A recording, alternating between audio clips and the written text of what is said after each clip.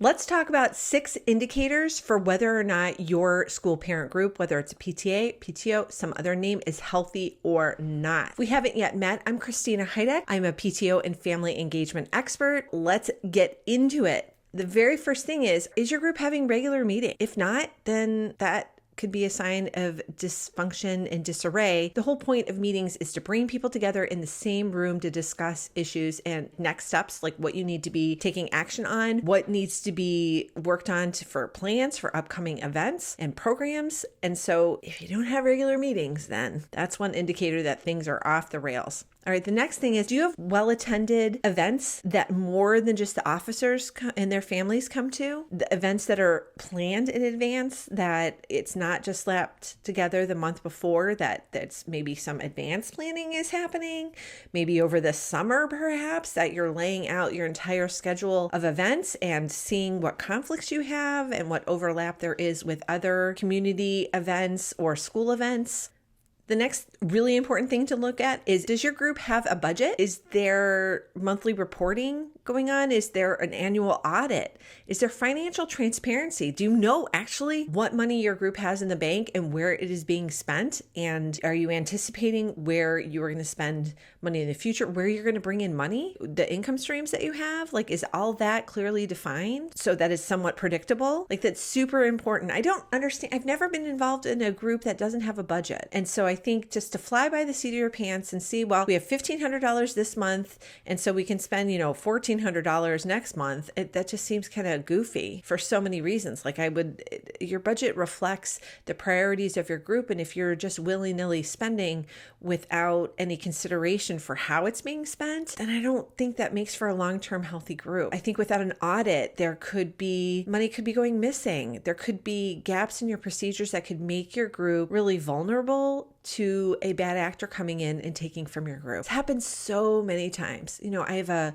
Google alert set up for PTO answers, since that's not my business name, and I want to see what things are popping up. And more than half the time when I get like a hit from Google saying there's a new alert, it's for a group that has been financially fleeced by a criminal. That to me is so sad, because usually it's not like $500, it's usually thousands of dollars. And a lot of times it's been happening for multiple years. And if there had been an audit, if there had been regular reporting with some semblance of financial tracking and the transparency and more than one or maybe one or two people involved, like in all those cases, somebody was slacking off and it should have been detected earlier and they should have had procedures in place to prevent it. It's not hard. You just have to set it up and do it. The next thing is, does your group have a lot of drama? Like, if the meetings are fraught because Becky and Amy cannot get along, that's going to make life miserable for everybody else. Even if you were the sort of person that enjoys drama, I think your PTO meetings that's just not the time for it. It's really not the time for it. It's going to drive other people away. It's going to make it uncomfortable. And your group isn't going to get anything done because you're going to be focused on the nonsense between Becky and Amy. So somebody needs to pull Becky and Amy aside separately and say, get your crap together, ladies.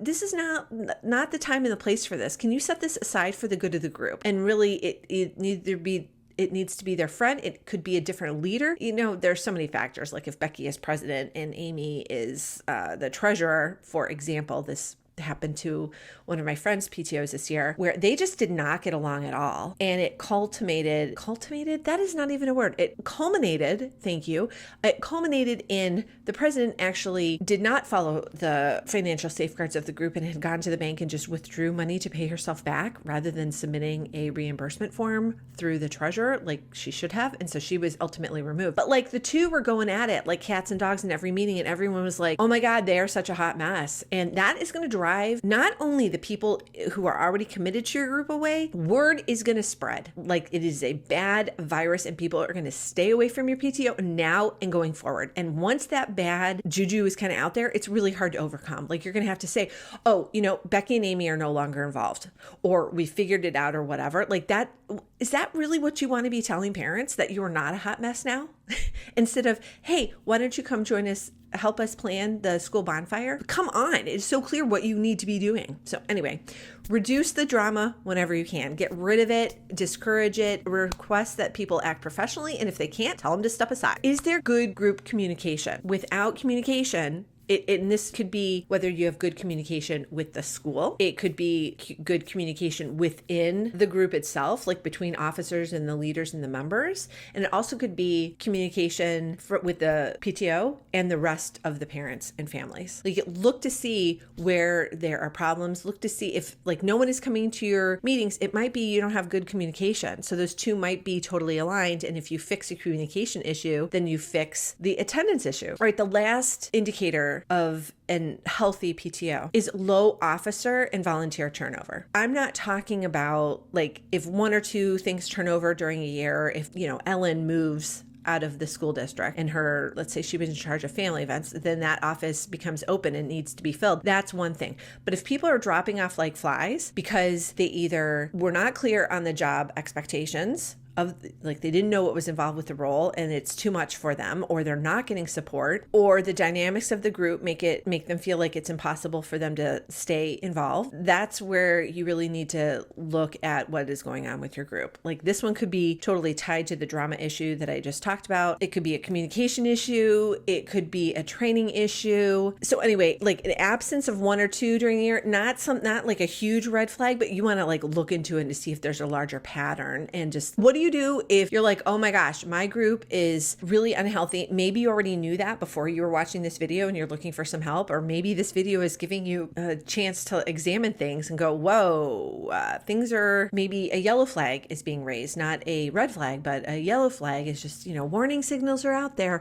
What do you do? Well, it is time to get your group some training and some resources. And so I highly recommend the Organized Leader Bundle. It is a new bundle of resources that I just put together.